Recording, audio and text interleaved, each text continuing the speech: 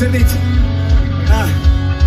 on täiuslikud ainult siis, kui teie teete kõva lärmi ja kisa ja laulate hästi kõvasti kaasa.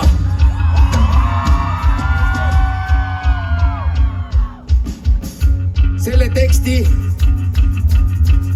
kirjutasime nii, et ka need, kes on juba terve eilse päeva siin mõnusasti pidutsenud, oskaks ka kaasa laulda. Üritasime teha võimalikult lihtsaks seda asja. Seal on ainult üks täht. O. Iga eestlane teab, mis asi on O. O. O. O. O.